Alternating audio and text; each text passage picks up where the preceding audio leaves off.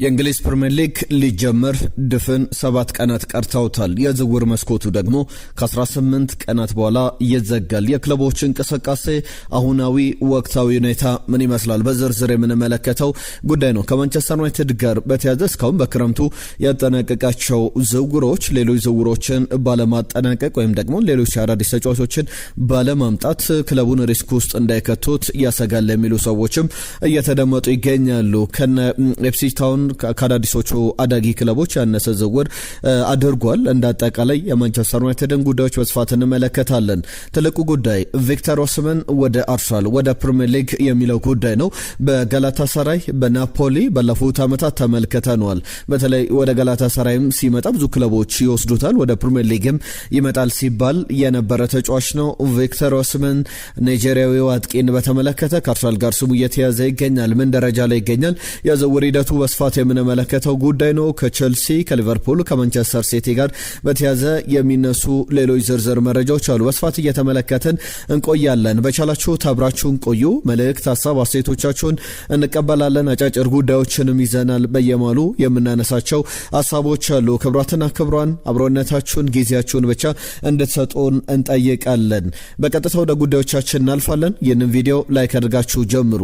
ትናንትና የእናንተን ምርጥ 8 ቁጥር ስትጽፉልን ነበረ።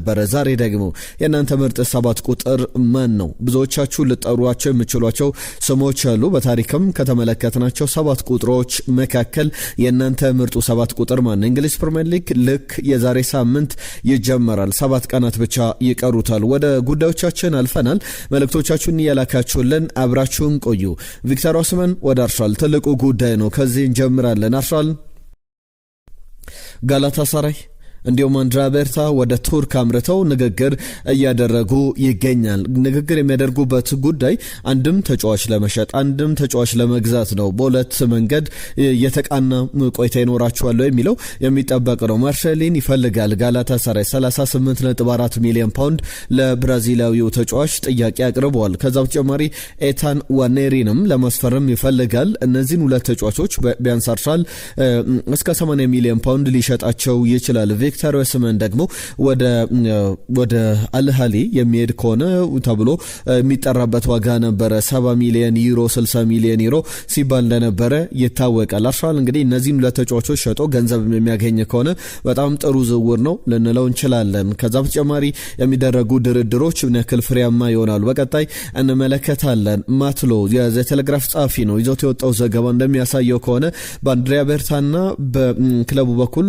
በጋላታሳራይ በኩል ድርድሮቹ ጦፏል። ቪክተር ኦስመን ከቪክተር የኬሬሽ ጋር ይፎካከራሉ ወይስ ደግሞ ቪክተር የኬሬሽ የመውጫው በር ላይ ይገኛል? 27 ዓመቱ ላይ ይገኛል።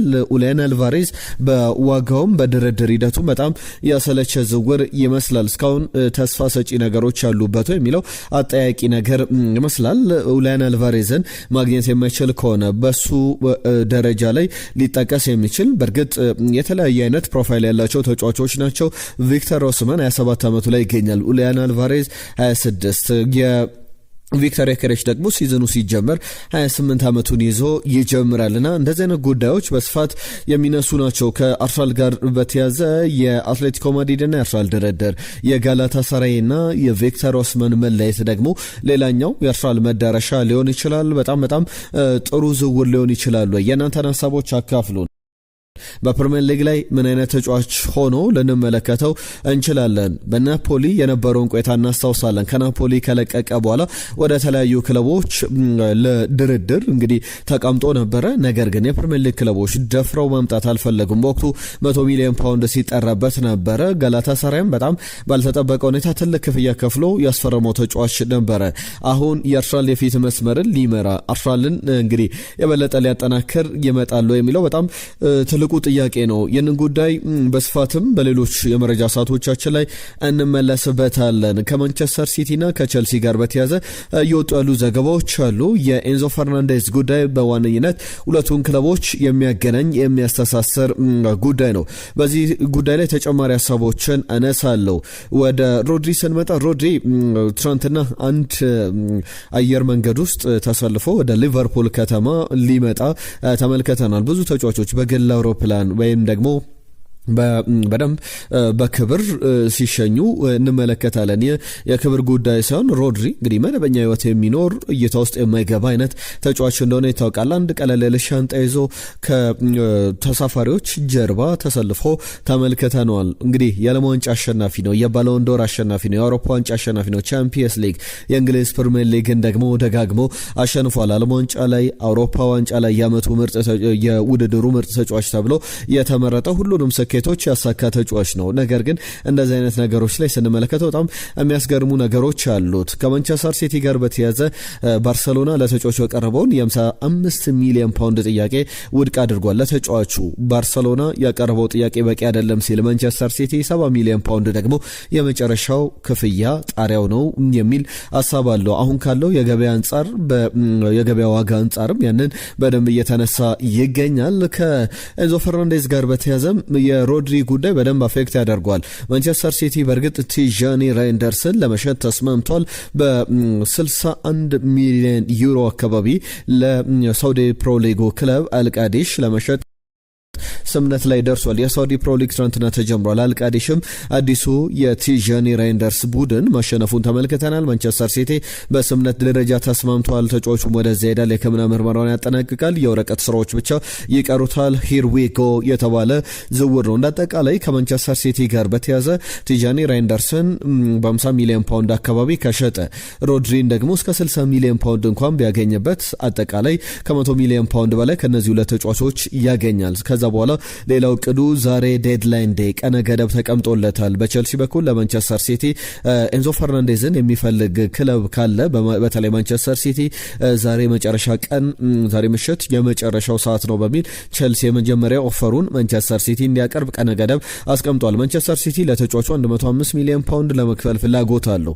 ቸልሲ ግን ከ120 ሚሊዮን ፓውንድ በታች የመጀመሪያ ሀሳቡም ጭምር እንደዛ ነው። ቸልሲ ከዛ በታች አንቀበልም፣ አንደራደርም የሚል ሀሳቦች አሉ። የነዚህ ተጫዋቾች ዝውውር የኤንዞ ፈርናንዴዝንም ዝውውር በደንብ ያሳካል ተብሎ ይጠበቃል። አሰልጣኝ ኤንዞ ማሬስካ የእንግሊዝ ፕሪሚየር ሊግ በሚቀጥለው ሳምንት ይጀምራል። ከዛ አስቀድሞ ደግሞ የማንቸስተር ሲቲና አርሰናል የኮሚኒቲ ሺልድ ጨዋታ ቅዳሜ ካለፈ በኋላ እሁድ ዕለት እንመለከታለን። በዛ ሂደት ደግሞ ቡድኖቹ እንዳጠቃላይ ኤንዞ ማሬስካም ቡድኑን ይዞ እንዴት እየተዘጋጀ ነው፣ ባለው ስኳድ ላይ አዳዲስ ተጫዋቾችን ጨምሯል፣ ምን አይነት ቆይታ ይኖረዋል የሚለው በጣም የሚጠበቅ ጉዳይ ነው። ከማንቸስተር ዩናይትድ ጋር በተያዘ በዝውውር የምናነሳቸው ተጫዋቾች አሉ። በተለይ አማካኝ ስፍራ ላይ የሚነሳ አንድ ተጫዋች አለ፣ መለስ ብዬ አነሳዋለሁ። ማንቸስተር ዩናይትድ ግን እስካሁን የተሻሻለ ስራዎችን ሰርቷል፣ ለተጫዋቾች የተጋነነ ዋጋ ባለመክፈል። ከዛ በተጨማሪም የተጠና ኬድን በመከተል ካርል ዳርሎው እንዲሁም ደግሞ አንድሬ ሳንቶሽ ዩሪ ቲለማንስን ማስፈረሙ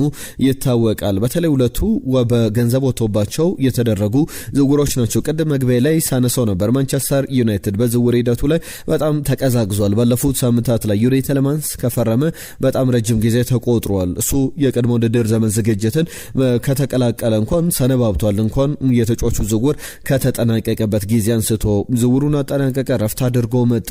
ከዓለም ዋንጫ መልስ የ3 ሳምንታት ረፍትን አድርጎ ተመልክተናል። ዩሪ ቲለማንስን እንዲሁም ደግሞ አንድሬ ሳንቶሽን ገንዘብ አውጥቶ ነው ማንቸስተር ዩናይትድ ያስፈርመው። አጠቃላይ 83.3 ሚሊዮን ፓውንድ ወጪ አድርጓል። የግሮሱ ነው የሸጣቸው ተጫዋቾች ሳይቆጠሩ የማንቸስተር ዩናይትድ አጠቃላይ ወጪ ነው። ኔት ስፔንዲንጉን ወይም ደግሞ የተጣራ ወጪውን ደግሞ አነሳላቸዋለሁ። ነገር ግን አዲስ አዳጊዎቹን ኮቬንትሪ ሲቲና ኤፕስዊች ታውንን እንመልከት። ከማንቸስተር ዩናይትድ የተሻለ ወጪዎችን አውጥቷል። 109 ሚሊዮን ፓውንድ ወጪ ያደረገው ኤፕስዊች ታውን ነው። ከዛ በተጨማሪም 92.2 ሚሊዮን ፓውንድ በኮቬንትሪ ሲቲ በኩል ለዝውውር ለተጫዋቾች የወጣ ኢንቨስት የተደረገ ገንዘብ ነው። የአሰልጣኝ ማይክል ካሪክ ቡድን ተጫዋች ያስፈልገዋል። ያንን በግልጽ እየተመለከተን እንገኛለንና ሪስክ እንዳይሆን ወይም እስካሁን ባደረጋቸው ጥሩ የዝውውር ሂደቶች ላይ ማንቸስተር ዩናይትድ ተጨማሪ ተጫዋቾችን መጨመር የማይችል ከሆነ በሚቀጥሉት 18 ቀናት ደግሞ የበለጠ አጣብቂኝ ውስጥ ሊገባ ይችላል። በዝውውር ሂደቱ በገንዘብ ደረጃ የተሻሻሉ የገንዘብ ፋይናንሻል ፓኬጆች አሉት ዘንድሮ። አንደኛው ሶስተኛ ደረጃን ይዞ ማጠናቀቁን ተከትሎ ወደ ቻምፒየንስ ሊግ እግር ኳስ መመለሱ አንዱ ነው። ከዛ በተጨማሪ በአማዞን ታሪክ ኦል ኦር ነቲንግ ዶክመንተሪ ሲሰራ ተመልክተናል። በተለያዩ ክለቦች አርሰናል፣ ቶትናም፣ ማንቸስተር ሲቲ ላይ በዋነኝነት የተመለከትነው የኦል ኦር ነቲንግ የአማዞን ዶክመንተሪ ዘንድሮ በማንቸስተር ዩናይትድ ቤት ይሰራል። በመልበሻ ቤት ማይክል ካሪክ እያንዳንዱ የማንቸስተር ዩናይትድ ተጫዋቾች በመልበሻ ቤት በቢሮ ውስጥ የሚነጋገሯቸውን ነገሮች እንዳጠቃላይ የውድድር ዓመቱን በደንብ እንመለከታለን። የ2026/27 የውድድር ዘመን ሲጠናቀቅ የምንመለከተው ትልቅ አጓጊ ጉዳይ ነው። ገና ከወዲሁ ብዙ የሚጠበቁ ነገሮች አሉበት።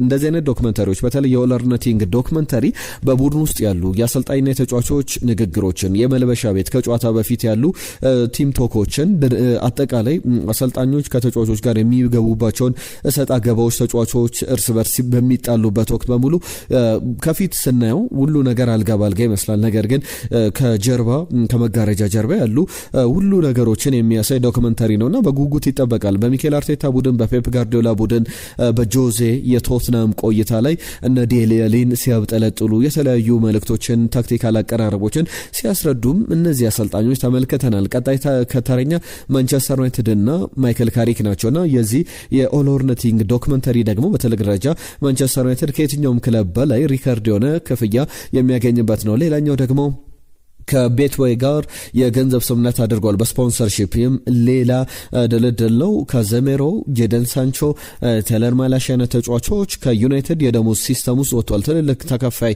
እንደነበሩ ይታወቃል። አጠቃላይ ማንቸስተር ዩናይትድ በኢኒዮስ ዘመን 2024/25 የውድድር ዘመን ጀምሮ ወይም ደግሞ በቅርብ ጊዜያት ላይ ያወጣቸው ወጪዎች አሉ። 2023/24 127.27 ሚሊዮን ፓውንድ የተጣራ ትልቁ ወጪው ነው። ከዛ በተጨማሪም ኔት ስፔንዲንጉን እየተመለከተን እንገኛለን። 2024/25 ላይ 99.7 ከሞላ ጎደል 100 ሚሊዮን ፓውንድ ነበረ። 2025/26 የውድድር ዘመን ላይ ባለፈው የውድድር ዘመን ብሪያም ቤሙ፣ ማቲያስ ኩኛ፣ ቤንያሚን ሼሽኮ ሲመጡ 147.39 ሚሊዮን ፓውንድ ወጪ አድርጓል። ዘንድሮ ደግሞ 38.53 ሚሊዮን ፓውንድ ወጪ አድርጓል። ማንቸስተር ዩናይትድ አጠቃላይ እቅድ ይጠበቃል። 85 ሚሊዮን ፓውንድ አካባቢ ነው እስካሁን ያወጣው። አሰልጣኝ ማይክል ካሪክ ማሻሻል ይህንን ግሩፕ የበለጠ ኢምፕሩቭ ማድረግ ይኖርብናል። በተለየ መንገድ በባላንስ በኳሊቲ በዳይሬክሽንም ጭምር ማሻሻል ይኖርብናልና አዳዲስ ተጫዋቾችን መጨመር አለብንም። ተጫዋቾችም ያስፈልጉናል። ስለዚህ በገበያው ላይ ያለን ለማድረግ እየሞከርን እንገኛለን ብሏል። እንመለስበታለን። ከማንቸስተር ዩናይትድ ጋር በተያዘ በዝውውር ሂደቱ እነማን ሊመጡ ይችላሉ የሚለውን ጉዳይ እየተመለከትን እንቆያለን። በመሃል የእናንተን ሀሳቦች ላንሳ። ትናንትና ያቀረብንላችሁ ጥያቄዎች ነበሩ። በዛ ላይ የሰጣችሁን ምላሾች አሉ። ስለምትሳተፉ ስለ ጊዜያችሁንም ስለምትሰጡን ከልብ እናመሰግናለን። ዛሬም ሀሳብ አስተያየቶቻችሁን ላኩልን። ለእናንተ ምርጡ የ7 ቁጥር መለያ ለባሽ ማን ነው? በታሪክም ከተመለከታችኋቸው ተጫዋቾች መካከል መልእክቶቻችሁን እየላካችሁልን። ትናንትና ብዙ ቪዲዮቻችንን ላይክ አላደረገም። ላይክ አድርጉልን የምንለው ወደን አይደለም፣ ብዙ ሰው ጋር እንዲደርስልን ነው። 143 ሰው ብቻ ነው ከ3400 ሰዎች ላይክ ያደረገልን። ከዛ በላይ ግን ብዙ ሰዎች ቪዲዮቻችንን ላይክ ማድረግ ነበረባቸው። ነገር ግን ያልተደረገም። ላይክ አድርጋችሁ ጀምራችኋል ብለን ተስፋ እናደርጋለን። ትናንትና ከመጡልን መልእክቶች መካከል ዘሪው ማቴዎስ የኔ ምርጡ 8 ቁጥር ሰሜር ነስሪ፣ አሁን ደግሞ ማርቲን ኦዴጋርድ ናቸው፣ ገነርስ ፎሬቨር ብሎናል። እናመሰግናለን። ጋጊ የጻፈልን መልእክት አለ። የኔ የምን ጊዜም 8 ቁጥር ምርጡ 8 ቁጥር ስቲቨን ጄራርድ ነው ብሎናል። ኤልያስ ከጅዳ የሁል ጊዜ አድማጭ ነኝ፣ የኔ ምርጥ 8 ቁጥር ስኮልስና ኤኔሽታ ናቸው ብሎናል። ሸምሱ በእድሜ ካዩዋቸው 8 ቁጥሮች ስቲቨን ጄራርድ ቀዳሚ ነው የሚል መልእክቱን ልኮልናል። መሐመድ ሹክራን ላይ የጻፈልን መልእክት አለ። ሰላማችሁ ይብዛ፣ እንዴት ናችሁ? 8 ቁጥር ማለት ከለበሱ ተጫዋቾች መካከል የማረሰው ሊዮንበርግን የቀድሞ አርሰናል ተጫዋች አይረሳኝም።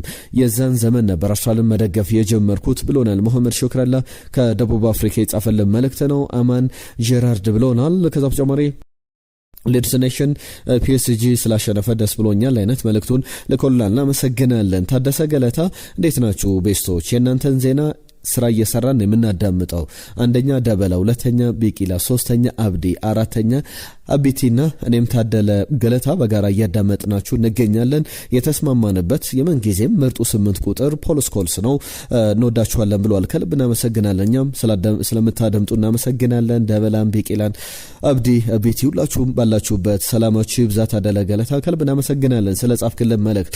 በቀጥታ ወደ ሌሎች ጉዳዮች እናልፋለን። ዛሬም ግን የ7 ቁጥር መለያ ላይ በየክለቦቻችሁ በአርሰናል ቤት እንደምትደግፉት ክለብም እንደምትወዱትም ተጫዋች አድርጋችሁ ለጽፉልን ትችላላችሁ። ይህንን ያነሳ ነው ከ7 ቀናት በኋላ የእንግሊዝ ፕሪሚየር ሊግ ይጀመራል። 7 ድፍን ቀናት ይቀሩታል። ልክ የዛሬ ሳምንት የእንግሊዝ ፕሪሚየር ሊግ በአርሰናልና በኮቬንትሪ ሲቲ መካከል ተደርጎ የ2026-27 የውድድር ዘመን ይጀመራል። ከ18 ቀናት በኋላ ደግሞ የዝውውር መስኮቱ ይዘጋል። ተጨማሪ ጉዳዮችን እየተመለከተን እንቆይ። ከዝውውር ዜናዎች ጋር በተያያዘ ማንቸስተር ዩናይትድን በተመለከተ እያነሳናቸው ያሉ ጉዳዮች አሉ። በማን የቼልሲን ጉዳዮች ላንሳ። በዲያሼል ወደ ናፖሊ ለመሄድ ተስማምቷል። ተጫዋቹን በተመለከተ በዝውውር ሂደት 4 ሚሊዮን ዩሮ አካባቢ ለተጫዋቹ የውሰት ውል ናፖሊ ይከፍላል በተከላካይ ስፍራ ላይ። ከዛ በተጨማሪ 1 ሚሊዮን ዩሮ ባዶንስ በተጫዋቹ የጨዋታ ቁጥር አጠቃላይ የአመቱ ስኬት ላይ የሚመዘን 1 ሚሊዮን ዩሮ ተጨማሪ አጠቃላይ 5 ሚሊዮን ዩሮ አካባቢ ማለት ነው። ነገር ግን አጠቃላይ ወደ 27 ሚሊዮን ዩሮ ለተጫዋቹ ናፖሊ ከፍሎ በቋሚነት ማስፈረም ይችላል። አጠቃላይ ከ30 ሚሊዮን ዩሮ በላይ እስከ 35 ሚሊዮን ዩሮ ለተጫዋቹ የሚከፈል ክፍያ ሊኖር ይችላል። በቋሚነት ወደ ናፖሊ የሚዘዋወር ከሆነ በቀጣይ እየጠበቃል። ከቼልሲ ሊለቁ የሚችሉ ሌሎች ተጨማሪ ተጫዋቾች አሉ። ቶሲን አንደኛው ተጫዋች ነው። ብዙ ክለቦች እየፈለጉት ይገኛሉ። ማማዱ ሳርም የብዙ ክለቦች ፍላጎት አለ፣ በእንግሊዝም በአውሮፓ ያሉ ክለቦችም። አክሰል ዲሳሲ ወደ ስታንፎርድ ብሪጅ ከመጣ በኋላ በውሰቱ ብዙ ክለቦች ላይ አሳልፏል። በዌስትሃም ተመልክተናል። በተጠናቀቀው የውድድር ዘመን አሁን 25 ሚሊዮን ፓውንድ አካባቢ የሚገመት ተጫዋች ነው። እነዚህን ተጫዋቾች ቼልሲ ሽጦ የሚኖረው ቆይታ ይጠበቃል። ኦማሪ ኬሊማን የቀድሞ የአስቶን ቪላ ተጫዋች በ20 ላይ ይገኛል። በጣም የሚገርም ኳሊቲ ያለው የግራ መስመር የግራግር ተጫዋች ነው። በአታኪንግ ሚድፊልደር ወይም በ10 ቁጥር ቦታ ላይ የሚጫወት ተጫዋች ነውና ወደ ስትራስቡርግ በቋሚነት ሊዘዋወር ስለመቃረቡ የሰማናቸው መረጃዎች ያሳያሉ። አርሰናልን በተመለከተ ወደ ኤዝሪ ኮንሳ ዝውውር ስለመመለሱ ዳግም ተመልክተናል። ዳግም ከአስቶን ቪላ ጋር መደራደር ፍላጎት አለው። 40 ሚሊዮን ፓውንድ አቅርቦ ነበረ። ነገር ግን ለኤዝሪ ኮንሳ የሚፈለገው ክፍያ ከ40 ሚሊዮን ፓውንድ በላይ ከፍ ያለ መሆን አለበት። እስከ 60 ሚሊዮን ፓውንድ ካለው የተጫዋቾቹ ዋጋ አንጻር ይገባዋል የሚል ሐሳብ አለው። በአስቶን ቪላ በኩል አሁን ሁለቱ ክለቦች ተደራድረው የሚደርሱበት የመጨረሻ አቋም ይጠበቃል። ከአርሰናል ጋር በተያያዘ ሌሎችም ያጠናቀቃቸው ወጣት ተጫዋቾች ዝውውሮች አሉ፣ አነሳዋለሁ። የማንቸስተር ሲቲን ጉዳይ ግን ላንሳ። ትናንትና ማንቸስተር ሲቲ ልምድ ሲሰራ ነበረ። ከሲቲ ጋር በተያያዘ ጃክ ግሪሊሽ ልምድ ሲሰራ ነበር ከቡድኑ ጋር በጋራ በመሆን ሃርሊንግ ብራውት ሃላንድ፣ ሪያን ሼርኪ፣ ጀርሚ ዶኩ፣ ኒኮ ኦራሌ፣ ኤሊያት አንደርሰን እንዲሁም ደግሞ ማርክ ጋይ በጋራ አብረው ሲሰሩ ተመልክተናቸዋል። በዚህ ስብስብ ውስጥ ግን ቲጃኒ ራይንደርስ ዝውውሩን ወደ ሳውዲ ለማድረግ ሲል አልነበረም በልምዱ ላይ። ሳቪኒዮም እንዲሁ የብራዚላዊ ተጫዋች በማንቸስተር ሲቲ በኩል በቶትናም ይፈልጋልና ተጫዋቹ ወደ ቶትናም መዞር እንደሚፈልግ ለማንቸስተር ሲቲ አሳውቋል። ድርድሩ እንደ ጦፈ ይገኛል። ነገር ግን ሳቪኒዮ ትናንትና ልምድ አለመስራቱን የተመለከትነው ሌላኛው ጉዳይ ነው። በማንቸስተር ሲቲ በኩል ቀጣይ የሚጠበቁ ጉዳዮች ይኖራሉ። ለሳቪኒዮ ማንቸስተር ሲቲ እስከ 70 ሚሊዮን ፓውንድ ድረስ እየጠየቀ ሊያገኝበትም የሚችል አይነት ዝውውር እንደሆነ እየተመለከተን እንገኛለን። ከዛ ውጪ ያሉ ጉዳዮችን ስንመለከት ናፖሊ የባዲያሼልን ዝውውር ብቻ አይደለም ማጠናቀቅ የሚፈልገው። እየሰማናቸው ባሉ ዘገባዎች መሰረት ካርትራል የጋብሪኤል ጀሱስንም ዝውውር ማጠናቀቅ ይፈልጋል። ሮሜሎ ሉካኩ ለቋል። እሱን በጋብሪኤል ጀሱስ መተካት ይፈልጋል። ከዛ በተጨማሪ በግል ጥቅማ ጥቅም ጉዳይ ላይ ስምነት ላይ ደርሷል በደሞዝም ጭምር። ነገር ግን ናፖሊ ተጨማሪ አንድ ተጫዋች ከሮሜሎ ሉካኩ በተጨማሪ መሸጥ ይፈልጋል የሚሉ ዘገባዎችን ተመልክተናል። ለማንቸስተር ሲቲ የሰማናቸው ያሉ ጉዳዮች አሉ። አንደኛው ጀርሚ ዶኩ የ5 ዓመት ውል እስከ 2030 ድረስ የሚያቆየውን ውል ፈርሟል። 2028 ድረስ ወይም ከሁለት የውድድር ዘመን በኋላ የዚህኛው ዓመትና ቀጣይ ዓመት ሲጠናቀቅ ውሉ ይጠናቀቅ ነበር። ነገር ግን ለተጨማሪ ዓመታት እስከ 2030 ድረስ ከዚህ በኋላ የ5 ዓመት ቆይታ ይኖረዋል በማንቸስተር ሲቲ። የቤልጂየም ተጫዋች ጀርሚ ዶኩ ከሬንስ ነበረ በ60 ሚሊዮን ዩሮ የፈረመው። አሁን በማንቸስተር ሲቲ ካሉ ቁልፍ ተጫዋቾች መካከል አንደኛው ነው። በአሰልጣኝ ኤንዞ ማሬስካ ስርስ ደግሞ ምን ያክል ይሻሻላል? ለማንቸስተር ሲቲ 131 ጨዋታዎችን አድርጓል። 22 ግቦችን አስቆጥሯል። 32 አሲስቶችን በአጠቃላይ 54 የግብ ተሳትፎዎች አሉት። በኤንዞ ማሬስካ ቡድን ውስጥ ተሻሽሎ እንመለከተዋለን ወይ የሚለው የሚጠበቅ ጉዳይ ነው። ከዚህ በፊት ውላቸውን ያራዘሙ ተጫዋቾች አሉ። ፊል ፎደን፣ ኩሻኖቭ፣ ከዛ በተጨማሪ ሌሎችንም ስሞች መጥራት ይቻላል። በማንቸስተር ሲቲ ስም ስር ጆስኮ ግቫርዲዮልም ጭምር ውላቸውን በቅርብ ጊዜያት ላይ የዚህ የክረምቱ የዝውውር መስኮት ከተከፈተ ጀምሮ ውላቸውን ያደሱ ተጫዋቾች ናቸው። አርሰናል የቪንሴንቴ ዮሴፍን ማስፈረሙን ለማረጋገጥ የመጨረሻ ድርድር እያደረገ ይገኛል። ተጫዋቹ ሂርዊጎ ተብሎለት ነበር። ነገር ግን የሊቨርፑል ወጣት ተጫዋች ነው። 16 ዓመቱ ላይ ይገኛል። አጥቂ ነው። ለእንግሊዝ ከ18 ዓመት በታች ብሔራዊ ቡድን 6 እና 8 ግቦችን አስቆጥሯል። አጠቃላይ ቪንሴንት ጆሴፍን በተመለከተ አርሰናል ተጫዋቹ ለማስፈረም ስምምነት ላይ ደርሷል። የመጀመሪያ ፈርስት ፕሮፌሽናል ኮንትራቱን አልፈረመም። በሊቨርፑል የሚያቆየው ውሉ ደግሞ ተጠናቋል። አንድ ተጫዋች ከ4 ዓመት በፊት ከሆነ ውሉ ሲጠናቀቅ ወደ የትኛውም ክለብ ዝውውር በሚያደርግበት ወቅት ላይ ከሻጭና ከገዢ ክለብ ጋር በተያዘ በነጻ የሚጠናቀቅ ዝውውር የለም፣ ድርድር ያደርጋሉ። የድርድር ደግሞ በፊፋ የተቀመጠ የኮምፐንሴሽን ወይም ደግሞ የካሳ ክፍያ ነው። ተጫዋቹ ሊቨርፑል ይህንን ተጫዋች ላሳደገበት፣ ሁለቱ ክለቦች ግን በተጫዋቹ የኮምፐንሴሽን ክፍያ ላይ ስምምነት ላይ አልደረሱም። አሁን ትሪቡናል ወይም ደግሞ አስማሚ ተመድቦላቸዋል። በቀጣይ በአስማሚ ይስማሙና የቪንሰንት ዝውውር ይጠናቀቃል ተብሎ እየተጠበቀ ያለ ጉዳይ ነው። ከዛ ውጭ ወዳሉ የመጨረሻ ጉዳዮቻችን አልፈናል። አሁንም አብራችሁን ስላላችሁ ከልብ እናመሰግናለን። ሀሳብ አስተያየቶቻችሁን ጻፉልን፣ መልእክቶቻችሁን እንቀበላለን። ከአርሰናል ጉዳዮች ወጣ ብለን የቸልሲን ሀሳቦች በስፋት አንስተናል። ዚነዲን ዚዳንን በተመለከተ ፋቢያን ባርቴዝንም ታውቁታላችሁ። በተለይ ማንቸስተር ዩናይትድ ደጋፊዎች ቲየሪ ሄንሪም በነበረበት ዘመን የአርሰናል ደጋፊዎችም የምትረሱት አይነት ግብ ጠባቂ አይደለም። በተለይ ደግሞ የግብ ጠባቂ አሁን በፈረንሳይ ብሔራዊ ቡድን ዚነዲን ዚዳንን ተከትሎ የግብ ጠባቂ አሰልጣኝ መሆኑ ተረጋግጧል። 1998 ዩሮ 2000 ላይ የዓለም ዋንጫና የአውሮፓ ዋንጫን ማሸነፍ ችሏል በጋራ በፈረንሳይ ብሔራዊ ቡድን። ለፈረንሳይ ባርቴዝ 87 ጨዋታዎችን አድርጓል። ሁለቱም ለፈረንሳይ ብሔራዊ ቡድን በአንድ ቀን ነው ጨዋታቸውን ያጠናቀቁት። 2006 የዓለም እግር ኳስ ዋንጫ ዚነዲን ዚዳን ማርኮ ማቴራዚን በቴስታ ተማቶ በቀይ ካርድ የወጣበት፣ ባርቴዝም በዓለም ዋንጫው ፍጻሜ ላይ ፍጹም ቅጣት ምት ማዳን ሳይችል የፈረንሳይ ብሔራዊ ቡድን የተሸነፈበትና ከዛ በኋላ ሁለቱንም አልተመለከትናቸውም። የ55 ዓመቱ ፋቢያን ባርቴዝ በፈረንሳይ ብሔራዊ ቡድን በኩል እንመለከተዋለን። ሴፕቴምበር የመስከረም ወር የአገራት የአቋም መፈተሻ ጨዋታዎች የኔሽንስ ሊግ ሲደረግ ደግሞ የፈረንሳይ ብሔራዊ ቡድን ለመጀመሪያ ጊዜ በዚነዲን ዚዳን ስር እንመለከታታለን። በዛ ወቅት ቱርክንና ቤልጅየምን በ3 ቀናት ልዩነት የሚገጥምበት ጨዋታ ይጠበቃል። ያንን እንመለከታለን። ከማንቸስተር ዩናይትድ ጋር በተያዘ ለሜን ካማራን ይፈልጋል። ቸልሲም በዚህ ዝውውር ላይ አለበት። እንደ ፉቶ መርካቶ ዘገባ ከሆነ የፈረንሳይ ብዙሃን መገናኛ ይዞት በወጣው ዘገባ ሞናኮ ተጫዋቹን መሸጥ ችግር የለበትም። ለምሳሌ መግነስ አክሎቺን ለመሸጥ ተስማምቷል። ወደ ፓሪስ ሰን ጀርመን ተቀላቅሏል። ፎልሪያን ባልጓን በተመለከተ ወደ ቶትናም ሊሄድ የሚችልበት እድል አለና 50 ሚሊዮን ዩሮ ክሪስታል ፓላስ ያቀረበለት ለሚን ካማራ መዳረሻው ማንቸስተር ዩናይትድ ሊሆን ይችላል የሚሉ ሀሳቦች አሉ። ማንቸስተር ዩናይትድ አንድ ተጫዋች ሸጧል። ኤታን ዊሊያምስ ይባላል። ወደ ፔተር ቦሮ ዩናይትድ ወደ ሊጓኑ ቡድን የተዘዋወረው አይመቱ ላይ ይገኛል። የተጫዋች በተለይ ደግሞ በዝግ ወይም ደግሞ ባልተገለጸ ገንዘብ ነው የተዘዋወረው። ከዛ በተጨማሪ ማንቸስተር ዩናይትድ ባይባክ ክሎዝ እንዲሁም ደግሞ በተጫዋቹ የሚሸጥ ከሆነ ደግሞ 50% ድርሻ አለው በተጫዋቹ ላይ። ተጫዋቹን መልሶ በመግዛት አንቀጾች እንዳካተተ ተመልክተናል። በቀጣይ የምንመለከተው ጉዳይ ነው። በማንቸስተር ዩናይትድ ቤት የሚደረጉ ድርድሮች በቀጣይ ይጠበቃሉ። ለሁሉም እነዚህ ማንቸስተር ዩናይትድ፣ ቸልሲ፣ ማንቸስተር ሲቲን የተመለከቱ ዋነኛ ጉዳዮች ናቸው። በቀጣይ ቀናት ደግሞ የስፔን ላ ሊጋ በዚህ ሳምንት ይጀምራል። እንግሊዝ ፕሪሚየር ሊግ ቀጣይ ሳምንት፣ የአውሮፓ ሊጎች በድምቀት ይጀምራሉ። እንዳልኩት ነው ከ7 ቀናት በኋላ እንግሊዝ ፕሪሚየር ሊግ፣ ከ18 ቀናት በኋላ ደግሞ የዝውውር መስኮቱ ይዘጋል። አንደኛው ሲከፈት ፕሪሚየር ሊጉ ከ7 ቀናት በኋላ ሲከፈት፣ ሌላኛው ከ18 ቀናት በኋላ ደግሞ ይዘጋልና ብዙ የሚጠበቁ ጉዳዮች ይኖራሉ። እንዳጠቃላይ ክለቦቻችሁን በተመለከተ እነዚህ ዋነኛ የምንላቸውን ጉዳዮች አንስተናል። አብራችሁን ስለነበራችሁ፣ ስለሰጣችሁን ጊዜ፣ ስላዳመጣችሁን በሙሉ ከልብ እናመሰግናለን። ቤስት ስፖርት ቻናልን ሰብስክራይብ አድርጉ። አዳዲስ ጉዳዮችን ለእናንተ ይመጥናሉ የምንላቸውን ስፖርታዊ መረጃዎችን ይዘን ሁሌም ከእናንተው ጋር ነን። የዛሬን ግን እዚህ ላይ ያበቃን። ለሰጣችሁን ጊዜ ከልብ እናመሰግናለን። ቆይታችንንም እንደወደዳችሁት ተስፋ እናደርጋለን። እናመሰግናለን። ጤና ይስጥልን ብለናል።